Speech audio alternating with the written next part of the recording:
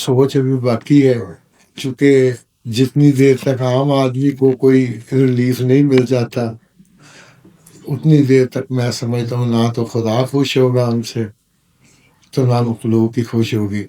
اس کے لیے ہمیں ایسی جدوجہد جو ہے نا اسے لے کے چلنا پڑے گا، کیونکہ ہر کوئی آئین کی بات کرتا ہے تو انہوں نے اور کچھ نہیں تو اسٹیبلشمنٹ نے کہا میں آپ کو بتاتا ہوں کون سا آئین ہوتا ہے۔ 17 سیٹوں والوں کو وزیر اعظم اور آگے تو اس سے انہوں نے 20 ترمیمیں کروا لی تو انہوں نے بتا دیا جناب یہ آئین ہے، جس کے سر پہ آپ سارے کالے کوٹوں والے جو ہے نا آئین کی بات کرتے ہیں، تو پارلیمنٹ نے آئین بنایا تو یہ بڑا جا آئین۔ تو جب تک اندر سے کوئی حب نہیں آئے گی پولیسی سازوں کو، میڈیا کو، لائرز کو، جوڈیشری کو کہ بھی ہم نے انسانیت کے لیے کچھ کرنا ہے، اتنی دیر تک یہ نظام جو ہے نا بدلتا نظر نہیں آتا۔ چونکہ اردو کے لالچ جو ہے وہ کہتے ہیں ٹھیک ہے مجھے 5 سال مل جائیں گے، مجھے 2 سال مل جائیں گے، مجھے سال مل جائے گا۔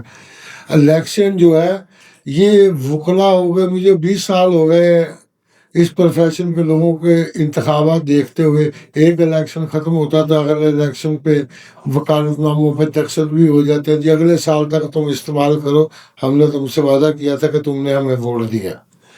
تو یہ کوئی یہ بتانے کے لیے تیار نہیں کہ یہ جو بڑے بڑے وکیل صاحبان ہیں یہ انہوں نے ڈن بیس پہ کام کیوں شروع کر دیا کہ بھیا کنفرم کرتے ہیں کہ ہم اس جج سے آپ کو یہ ریلیف لے کے دیں گے۔ کون سی گدڑ سنگھی ہے ان کے پاس؟ وہ یہی ہے کہ جو بار اور بینچ میں آپس میں ایک ایسا رشتہ ہے جسے لے کے وہ چل رہے ہیں۔ عام آدمی کو نہ تو ریلیف ملتا ہے، نہ عام وکیل کو ریلیف ملتا ہے۔ وہ سوچ کے تھک جاتا ہے، وہ کہتے ہیں نہیں جناب پنجاب بار کے ممبر کا وکالت نامہ وہ نہیں بھی پیش ہو رہا تو میں کیا کر سکتا ہوں، فیصلہ تو تب بھی میں نے اسی کے حق میں کرنا ہے۔ یہ جو عام ہمارے نوجوان نسل ہے نا وہ اس سے بڑی ڈسکرج ہو رہی ہے، وہ کہتی کہ یہ جو نظام ہے نا یہ ہمارے بس کی بات نہیں رہی۔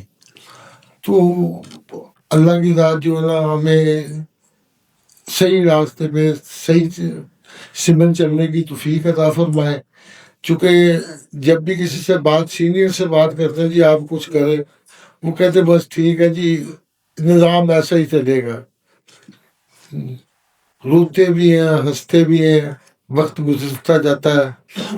اب خان صاحب سے تو ان سے بات کی کہ جناب کوئی ایسا فارمولہ آپ ہمیں دیں کہ بھی عام آدمی کے لیے کوئی فائدہ پہنچے، کوئی وکلا کو فائدہ پہنچے۔ جو ہمارے فیصلہ آباد میں 600 کے قریب ہمارے میڈیا ورکر ہیں جو اور کچھ کر نہیں سکتے لیکن وہ بے روزگار ہو گئے ہیں اس وجہ سے کہ مالکان نے وہاں سے پہلے اخبارات شروع کیے تھے اب وہ بند کر دی۔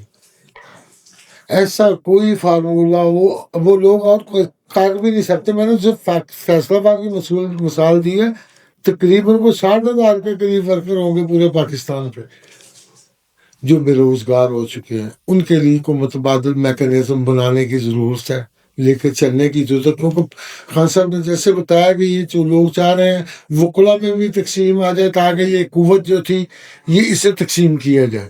ایسے میڈیا کے حوالے سے بھی انہوں نے یہ ہے کہ 5-6 جو یونینیں بن گئی ہیں، پریس کلبوں میں بھی 3-4 گروپ بن گئی ہیں، ہم بھی جو ہے نا وہ کمزور ہو گئے۔ تو جیسے اب خان صاحب نے یہ فرمایا کہ ہم جو ہے نا وہ ایک تشکیل دیں گے پروگرام، تو انشاءاللہ تعالیٰ 2 آدمی جو ہے نا ہر گروپ سے ہم لے کے ایک کمیٹی تشکیل دیں گے جو آئندہ لاہ عمل جو اپنائے گی۔ ہمیں اور بھی وقت چاہیے، ضروری نہیں کہ صبح سے یہ کام ہونا شروع ہو جائے گا، اسٹیپ بائی اسٹیپ۔ شمیم صاحب نے بھی بڑا حوصلہ دیا آج ہمیں، انہوں نے کہا کہ انشاءاللہ تعالیٰ یہ جو آپ پروگرام دے رہے ہیں ہم آپ کے ساتھ ہیں لیکن آپ ہمیں آگے نہ لگائیں۔ میں نے کہا چلو آگے آپ ہمیں لگا لیں، چونکہ مجھے تو آگے لگنے میں بھی کوئی حرج نہیں تھا۔ 4 سال پہلے مجھے اطلاع ملی کہ یہاں وہ رانا آصف صاحب ہے، وہ انہوں نے ایک ینگسٹر لائر کے لیے کورٹ میں کھڑے ہو کے اپنا کوٹ اتار کے گون انہیں دے دیا کیونکہ جج صاحبان نے اس کی بڑی تصدیق کی تھی کہ آپ نے گاؤن نہیں پہنا، یہ ہے وہ ہے، انہوں نے کوٹ اتار کے تھا اپنا گاؤن ان کو دے دیا، تو ان دونوں پہ ہی انہوں نے دہشت گردی کا پرچہ دے دیا۔ میں آیا اتفاق سے، میں تو پہلے بھی 5-6 دفعہ وہ سمجھ لو کوئی جیل جا چکا ہوں۔ جب پنجاب بار کا الیکشن نزدیک آتا ہے مجھے 2-3 ماہ کے لیے جانا پڑتا ہے، تو میں ذہنی طور پہ بھی تیار ہوتا ہوں کہ چلو کوئی بات نہیں، اگر ان لوگوں نے یہی فارمولہ اپنانا ہے تو یہی اپنائی جائے۔ انہوں نے جب دھرنے کا پروگرام دیا کہ ہائی کورٹ کے گیٹ کے سامنے دھرنا دیں گے، دھرنا دیا، انہوں نے مڑ کے کہا جی بھاگ جاؤ، آ جاؤ، چلے جاؤ۔ ہم تو رات کو بھی ان کو ناشتہ لے کے جاتے رہے۔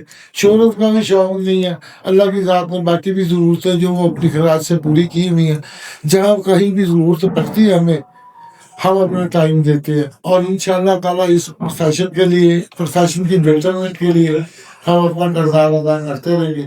میں تمام دوستوں کا شکر گزار ہوں کہ وہ تشریف لائے اور انہوں نے آج ہمیں اکٹھا کر کے یہ حوصلہ دیا کہ کم از کم یہ جو آواز ہے یہ کم از کم ایسے بھی جو لوگ بے لگام ہو چکے ہوتے ہیں ان کو بھی یہ لگام ڈالنے کے لیے کہ ہمارا آپس میں اکٹھا ہونا جو بہت ضروری بھی ہوتا ہے۔ تو میں سمجھتا ہوں کہ خان صاحب نے اس فورم کو بھی تقویت بخشی ہے، میں ان کا شکر گزار ہوں خاص طور پہ کہ یہ آئے اور انہوں نے اس پروگرام میں آگے باقی دوستوں کو بھی، باقی میڈیا کے لوگوں کو، سول سوسائٹی کو بھی تقویت دی۔ ہم تمام دوستوں کا شکریہ۔